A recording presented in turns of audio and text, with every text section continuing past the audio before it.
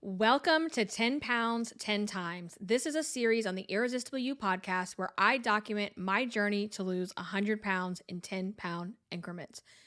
Hey guys, I am definitely overdue for an update on my progress, what's been going on, have I made it to Wonderland, and I'm going to break it all down for you today. So, I had set a goal in July that I wanted to get to Wonderland by my birthday. Now, I knew at the time that it was a lofty goal and wasn't quite sure if I would make it because it was quite a bit of weight that I would have to lose to get there. So I want to share with you where I'm at. So my birthday was July 30th.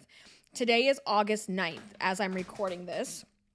And at the beginning of July, I weighed in at 213.8. So almost 214 is where I was at the beginning of July, okay? So at the beginning of July, I was 214. And on my birthday, I weighed in at 205. So I did not make it to Wonderland, and I'm not mad about it. And let me tell you why. In the month of July, I still lost 9 pounds. 9 pounds is a lot.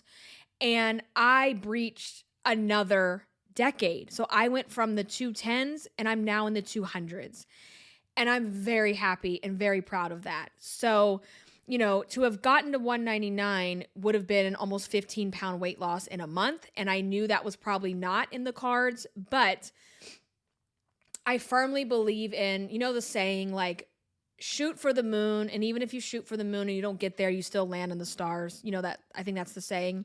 And that's how I feel about this. So I was not mad about it at all because we are making progress. We are making great progress. And as of today, I am 204.0. So on my birthday, the end of July was 205.5.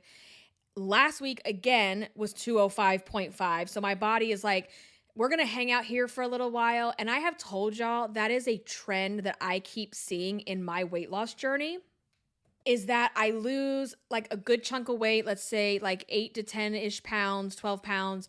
And then I kind of hang out in this area for like, it's almost like, and I have no idea if there's any science behind this. This is just me like coming up with what I think is happening. It's like you get to this new level that you haven't been at in a really long time, right? This new weight.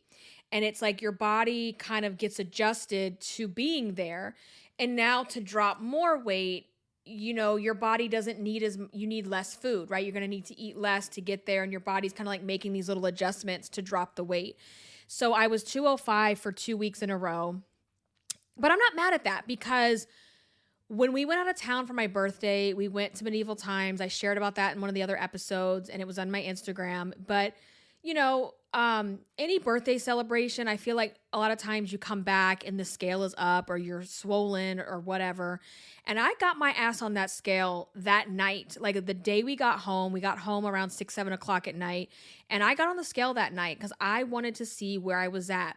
And I think that is so important as a takeaway because one of the things that I've done, and this is over the last couple years in my journey, is always get on the scale.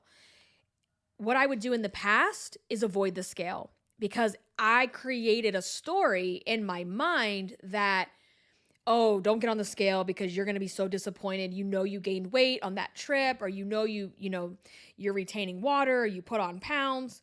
And so I would avoid the scale. And then over the next week, really didn't rein it in because you didn't have that check-in to say, okay, you're up a couple pounds, let's, get back on track and everything. So then the next week comes around and you're like, ooh, I know I really haven't gotten back on track. I'm not trying to get on that scale. I don't want to see what it says. And that just creates this long back and forth pattern of gain, lose, because you're not facing the music. And I find that every chance you have to get on the scale is an opportunity to mend your relationship with the scale and your weight. Because if you're not getting on the scale, you're not giving yourself an opportunity to mend that relationship. When you do get on the scale, it gives you an opportunity to say, okay, no matter what this says today, it's not a reflection of who I am. It's not a reflection of my self-worth. And that doesn't happen in one weigh in. Like that takes time. And I definitely am at a point now where, if the scale is up, it's up. Like, okay, weight fluctuates. Big deal, right? It's fine. And so I'm a big fan of get your ass on that scale the day you get home or the next morning or whatever, because it also is a great check-in. It's not to be obsessive. It's not to be like, toxic. It's to be accountable. It's to be responsible and to be accountable and to find some type of baseline to determine where you're at. And that will help you fix your behavior in the coming days, right? So I'm not mad at that. The fact that I stayed the same, the fact that I maintained, the fact that now I call it okay, I don't know if I have a term for this. Let me think of this. I'll have to come up with a term for the show. So, when you weigh in at night, right? Or you weigh in the daytime with your clothes on, you're always going to be up a couple pounds. I don't know what I want to call that number, but like that cushion weight, maybe. I don't know. Like, okay, so think about your cushion weight of like in the morning, naked on the scale, I'm 205. But if I jump on the scale with all my clothes on, I'm 207. If I jump on the scale at night after dinner, I'm 207. So 207 has become now like the high weight, the cushiony high weight. The fact that that's now like my high weight, I feel pretty good about. I haven't seen the 210s. I haven't seen the 210s since June, or the beginning of July when all this, when I started losing the weight. So we are done with the 210s. Right after July 4th weekend, I broke the 210s. So, I feel really good about that. We're in the 200s. The freaking Wonderland is so close. I can feel it. I can taste it. And let me tell you this. My ass will not be in Disney World over 200 pounds next month. Like, I can't even explain to you, which I probably don't have to, because if you're listening to this, you get what I'm saying. The way that feels is incredible. Like, we're going to Disney next month in September, just Catalina and I. This is like our annual girls trip where we go to the diabetes conference, and it's in Orlando. So we throw a couple days at Disney, and it's just such a great like mom-daughter bonding time. And all year long, we both look forward to it. And it's just, I really treasure that, and I can't wait. But the fact that this year I will be getting on an airplane, I will be going to Disney, I will be getting on rides, and I will no longer be 200 plus pounds. Like, hallelujah. That is amazing. Like, I am so thrilled about that, because I'm 204 today, August 9th. We leave in the middle of September. I mean, we're going to crush this 200 mark very soon. Like the coming weeks, we're going to see 199. And when I tell you, I'm going to cry. Like, I'm tearing up thinking about it. Like, if you know, but to see the one that I have not seen in years, like literal years, like it's probably been since 2015, early 2016, maybe. I don't even know if it was. I would have to go back and look, but it's been at least over 10 years. It's been a very long time, And I am not interested in ever going back. I don't ever want to weigh over 200 pounds again. My highest weight was 270 pounds, and I don't ever want to go back. I don't ever want to go back. I feel better. I look better. Like, I had a moment the other day, and I was at the park, one of the parks we go to. I was in the restroom, and I was standing in front of the mirror, and I did a double take because I didn't recognize myself. And that hasn't happened to me, because I'm like, well, you're still fat. You're still overweight. You're still a double digit size, right? Like, but, or you still have fat rolls. They're just a lot smaller.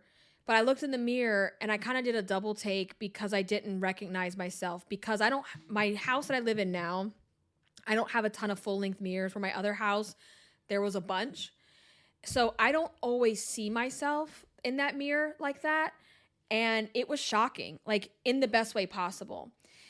And my clothes, like I need a brand new wardrobe. Even my biker shorts, like there's a gap between my leg and the shorts. That's not supposed to be that in biker shorts. The shirt I'm wearing today, I had to tie like a little knot in the front. You know, I make it like kind of stylish with a little knot or whatever. I had to do that because the shirt's just way too big. It's like drowning on me. I bought this outfit to go to medieval times on my birthday. It was this really cute, like summertime romper. And I really didn't know what size to order. And I'm like, well, you're probably definitely still the 1X. Like, you're not that small. And I ordered the 1X and it was laughable. Like, I put it on, and when I tell you, I was drowning. Like, absolutely drowning in this outfit. Like, there's no way in hell I could even wear this outfit. So I'm actually on the way to go return it at Kohl's. It was from Amazon, so I'm gonna go return it today. But yeah, like that body dysmorphia where you still keep ordering the bigger size. I'm like, Amy, you are not a 1X anymore. Like, I probably fall somewhere between an L and an XL. And it does take your mind some time to catch up, especially when you lose weight slow like I am. It's slow and steady. It's gradual then sudden. I feel like it's gradually then suddenly. Like, all of a sudden you look in the mirror and you're like, oh, that's me? Or like, oh, I have lost a lot of weight. Or like, even my like, like the little boy shorts or whatever, I wear those to go to bed. They are sagging on my ass. Like, it is not cute anymore. Like, it is not a look. It is not cute. We need to get rid of some clothes. We need to buy some new things. And the last couple years that I went to Disney, right? So I have gone to Disney World every single year since 2021. 2021, we took the massive family trip. And then the last 2 years, now going on 3 years, it's just been Catalina and I for her diabetes conference. But the last 4 years, right, I have worn, or the last 3 years, I have been bringing the same biker shorts every year. The ones that I'm wearing today, I wore them in 2021, and I remember the first day after being at Hollywood Studios, I said, I am not wearing these again because they felt so tight, and they're like the compression shorts, so they really push the fat rolls, you know what I'm saying? And I was like, I feel like these are making me look bigger because they're so tight, and they're like, I was like, I can't wear these again. I'm not feeling this. And so thank God we had a washer dryer in our room. We stayed at Old Key West, and we had like an apartment style. It was so nice. But I ended up washing the same shorts every single day that weren't as tight, and they weren't compression shorts. And these are the shorts I'm talking about that are now like, there's a gap between my legs and the short. And you're not supposed to have a gap in bikers. And I wore these actually the last 2 years as well. And I'm like, the fact that I have to go buy new clothes for this trip in terms of like pants is amazing. And I can't wait to see if there's a difference. Like, I fit in all the rides. I don't have any issues with like seat belts. Like, back in the day, yes, I've definitely been there. And it's the body dysmorphia. Because I still go online and I read the weight limits and I look at the inches and I'm like, am my fat ass gonna fit in the seat? Or I've been watching like plus size park hoppers on Instagram, or like these groups that have like there's like plus size groups about Disney and Universal to like people talk about whether they could fit in the rides. And I haven't had any issues the last couple years, but I'm really interested to see if I notice a difference this time, where it's just easier to sit down. It's just easier. Like, there's more bar that goes down, right? Because I hate the rides where there's a lap bar. It's so embarrassing when you're the largest person in the row. You know, the ones like the Frozen ride has this lap bar that goes, is it Frozen? I think it is. I think they have a lap bar. It goes across the whole row.